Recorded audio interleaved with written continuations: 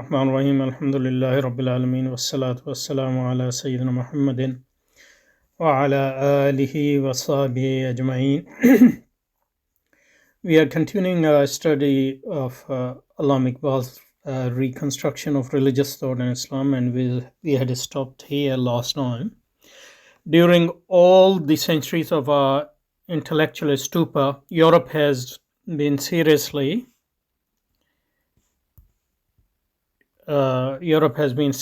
thinking on the great problems in which the philosophers and scientists of Islam were so keenly interested. And by Europe, basically, he means Northern Europe and Western Europe, and mainly Britain and France, and then Germany. So during all the centuries of our intellectual stupor, Europe has been seriously thinking on the great problems in which the philosophers and scientists of Islam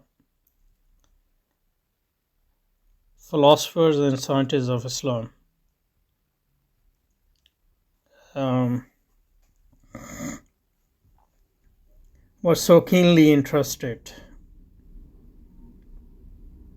So basically, he's continuing that thought that modern European civilization is continuation of the Islamic intellectual tradition, at least in its some important aspects.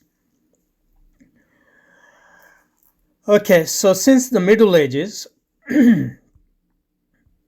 Middle Ages are from a long period of time, from 4th century after Christ to 12th or 13th century. So, but anyway, since the Middle Ages, when the schools of Muslim theology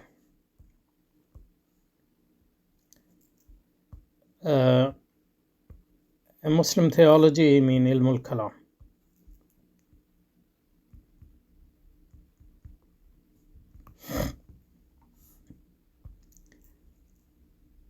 And obviously, Ilmul Kalam deals with metaphysical issues as well as scientific issues. And this goes back to our discussion at the start of where we said that Allama Iqbal's book Reconstruction of Religious Thought in Islam is itself a book of Ilmul Kalam, and basically an attempt to establish a new type of Ilmul Kalam. So obviously what he's doing is going to try to link it to traditional schools of Ilmul Kalam. And Ilmul Kalam, as we saw before, has basically two aspects to it. Now, Ilmul Kalam is an Islamic discipline. It's Islamic discipline to justify rationally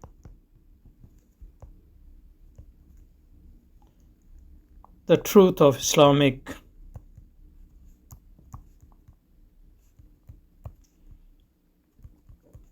belief system. That's the positive aspect of Ilmul Kalam. Positive aspect of Ilmul Kalam.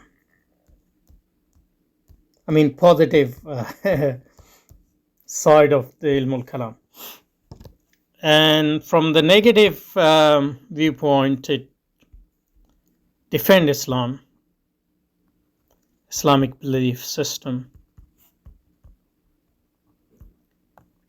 against the other belief systems, and to reply to objections against it. That's negative.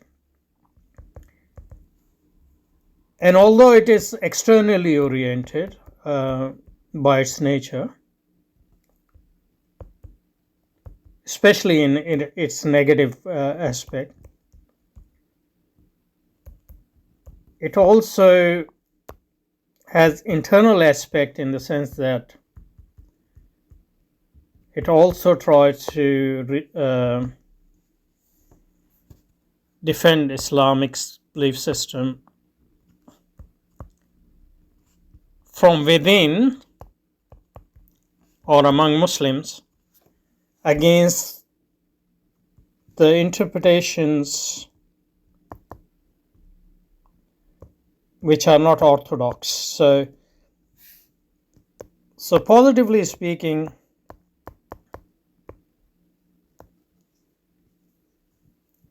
Ilmul Kalam is justification and rational defense of the Islamic belief system. Negatively speaking, to defend Islam against objections from other belief systems, and also to defend Islam against unorthodox interpretation of Islam from within, because unorthodox interpretation basically emerge from the external influence of non-Islamic belief systems anyway. So in that sense, it's a rational defense of the Islamic. And rationality obviously is determined by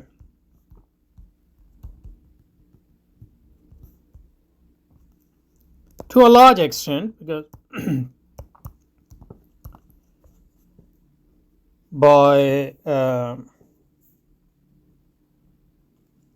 the progress of human mind and human knowledge at the time. So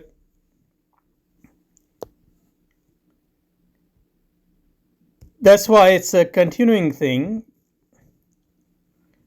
because external objections are always changing, but also rationality itself is evolving and progressing. So you need to always update Ilmul Kalam in that sense. So that's why it's a rational discipline, or part of it is rational discipline anyway. Reason. And the belief system obviously is based on revelation. So reason defends, rational defense of the Islamic belief system and revelation. And since reason evolves always and progresses, that's why this this knowledge, this discipline always need to be updated. So it has two parts. Ilmul Kalam has two parts.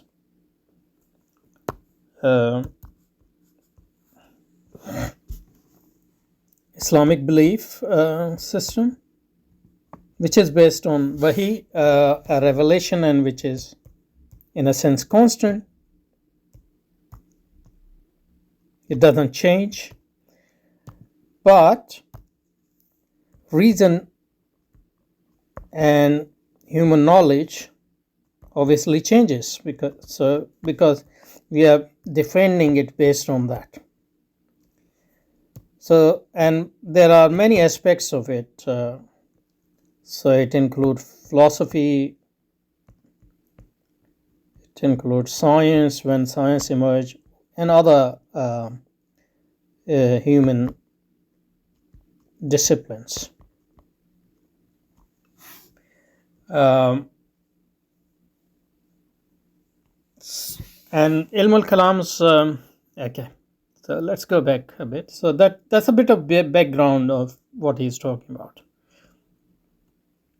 So he's saying since the Middle Ages, when the schools of Muslim theology were completed, sorry, during all the centuries of intellectual stupa, Europe has been seriously thinking on the great problems in which the philosophers and scientists of Islam were so keenly interested.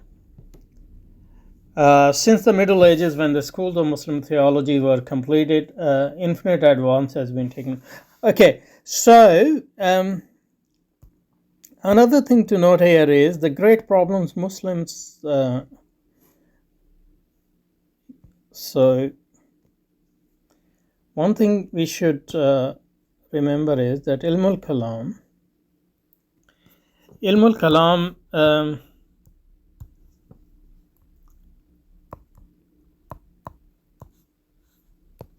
obviously relies on human knowledge. So philosophy, science, and human knowledge in general.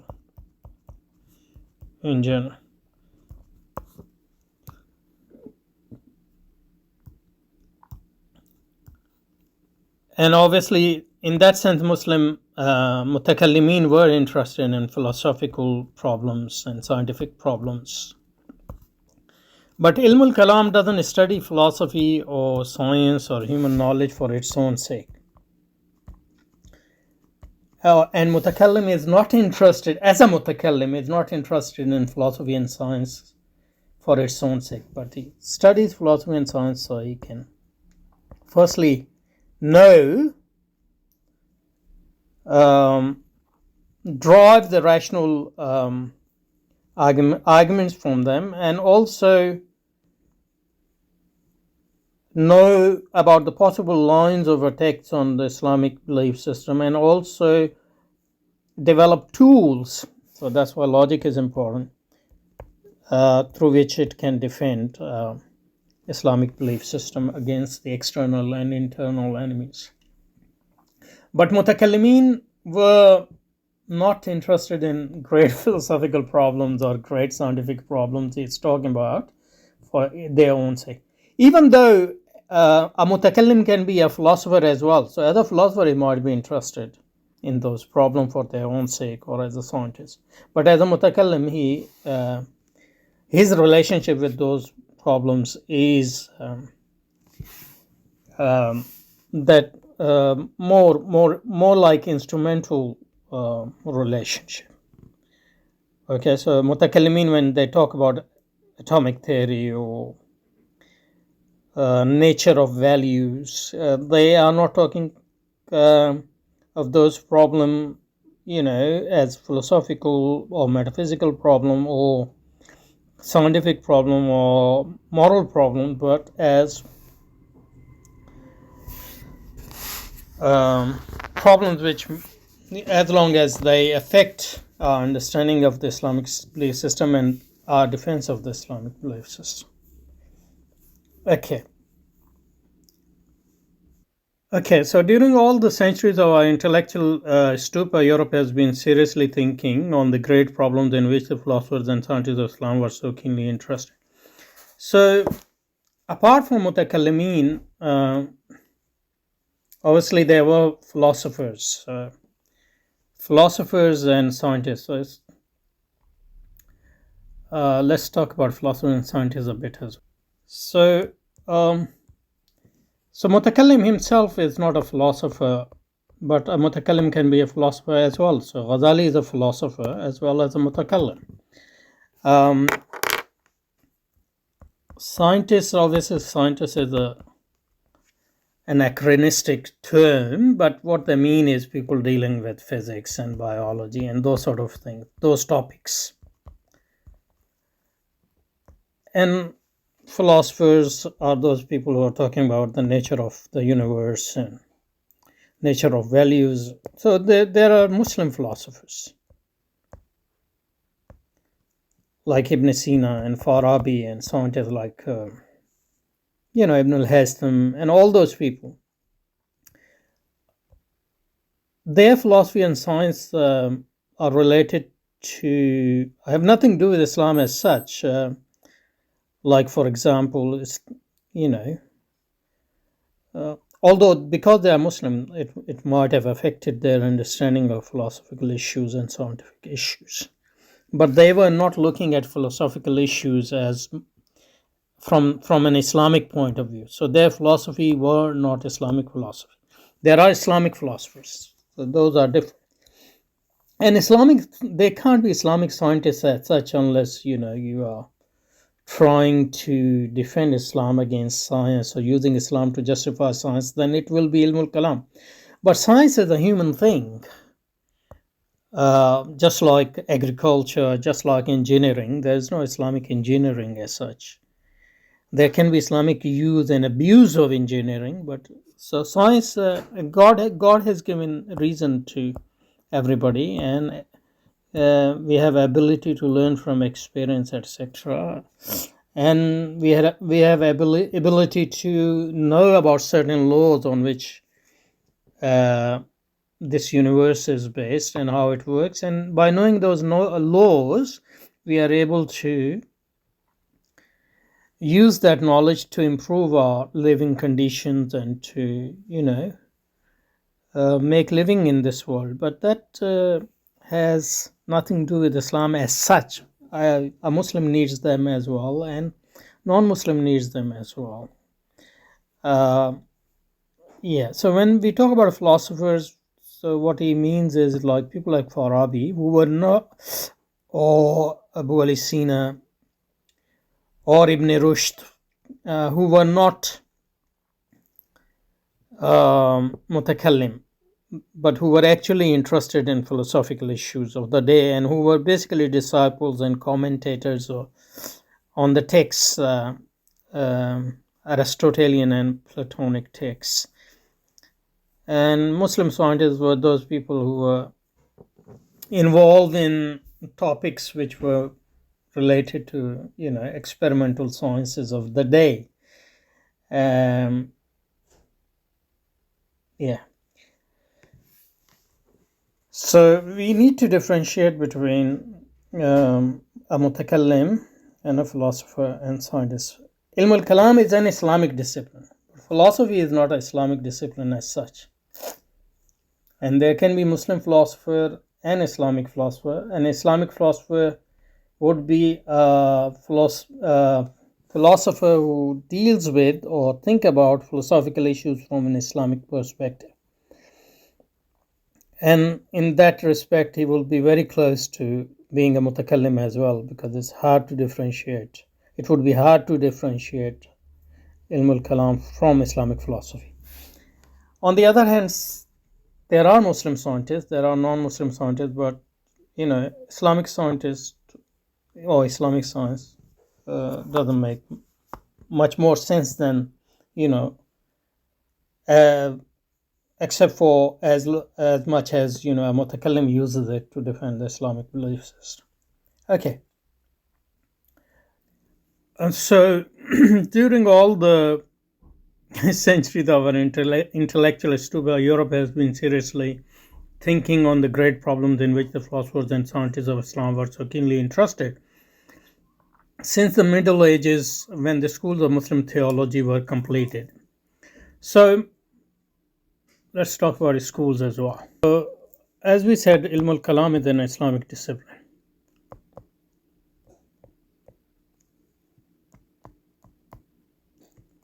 And it's one of those Islamic disciplines which is a combination of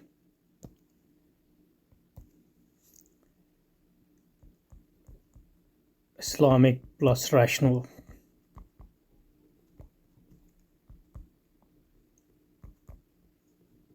Knowledge. So it's a discipline which is revelational as well as rational.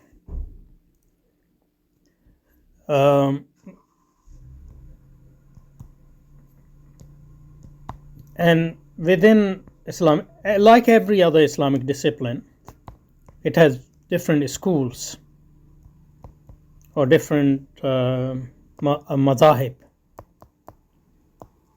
And these schools are formed based on different methodologies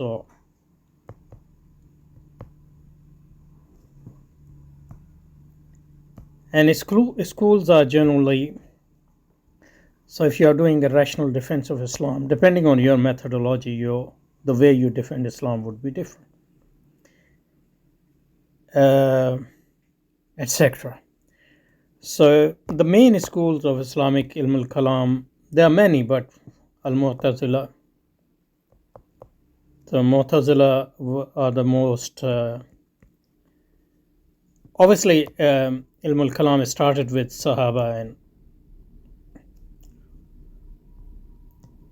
like at the implicit level, and the Prophet ﷺ himself, and Sayyida Aisha, Sayyida Khadija al-Kubra alayhi salam, as I have argued that she was the first mutakallim, but we are talking about the what we call tadween, development of discipline on the formal basis.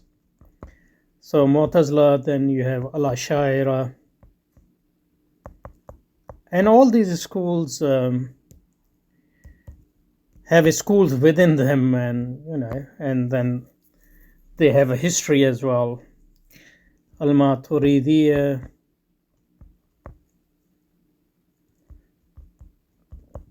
and then you have Hanbali school,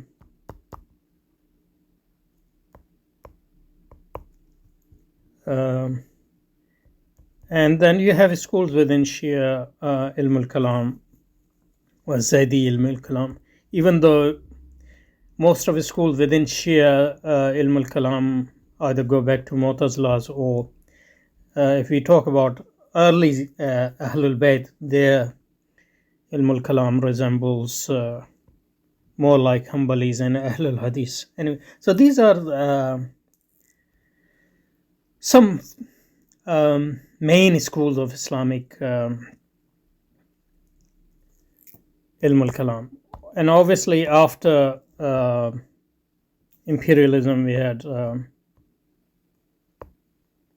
several efforts to develop new Ilm al-Kalam, even though as far as we know, none of those efforts were successful in developing a separate school, and most modern Ilm al-Kalam is a continuation of old schools of Ilm al-Kalam in various gaps.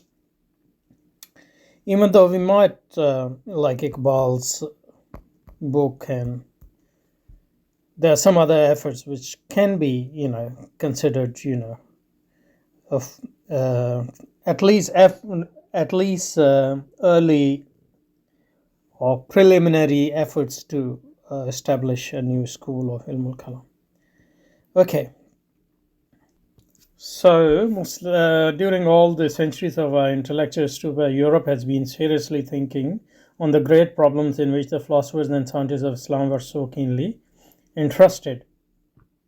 Since the Middle Ages, when the school of Muslim theology were completed, infinite advance has been taken place in the domain of human thought and experience. So that just shows how impressed he is with the European revolution, modernist revolution. Infinite advance. How can advance be infinite? But what he means is qualitatively, the advance which has been made with modern science, etc., takes all the human knowledge into a totally different plane, qualitatively, not just quantitatively. So infinite advance has been taken place in the domain of human thought and experience. So what he is talking about is scientific revolution. What he is talking about is modernity. The extension of man's power over nature has given him a new faith and a fresh sense of superiority over the forces that constitute his environment. New points of view has been suggested, old problems have been restated in the light of fresh experience, and new problems have arisen. It seems as if the intellect of man is outgrowing its own most fundamental categories: time, space, and causality. So this is basically um, singing the hymn of human progress under the modern European civilization or modernist civilization. With the advance of scientific thought, even our concept of intelligibility is undergoing a change. Our concept of intelligibility is undergoing a change.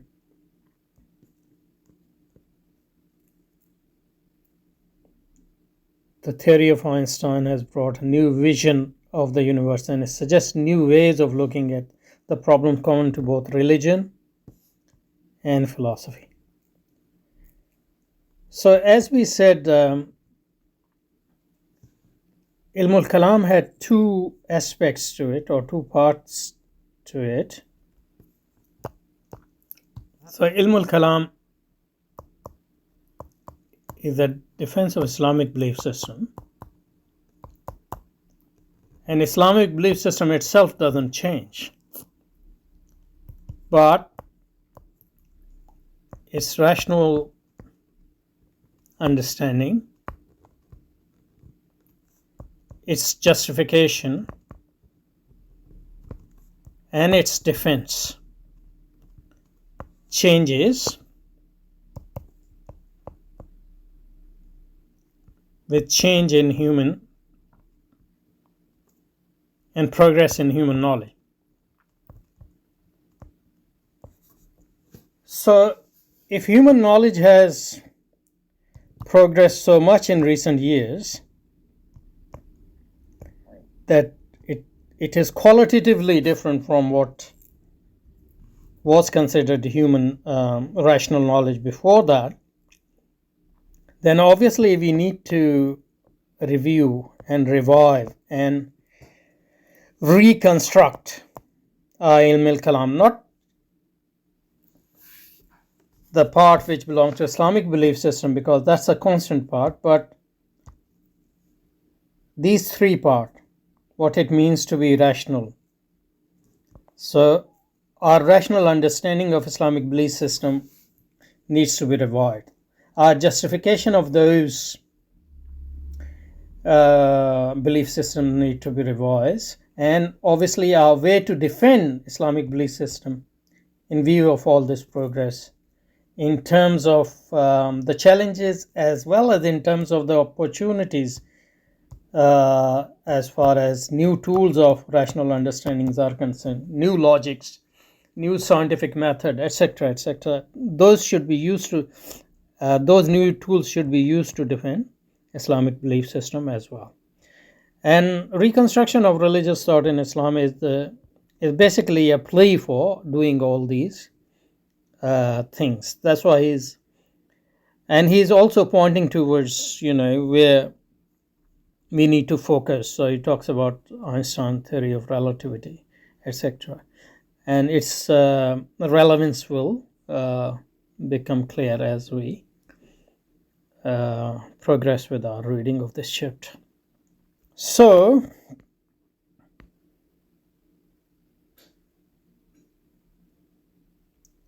no wonder that the younger generation of Islam in Asia and Africa demand a fresh orientation of their faith, a new Ilm al-Kalam. With the reawakening of Islam, therefore, it is necessary to examine in an independent spirit. That's important, independent spirit. And by independent, we mean independent of independence negatively as independence from the imperialist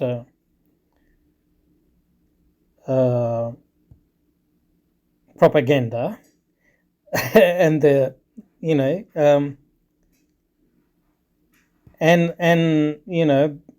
independence from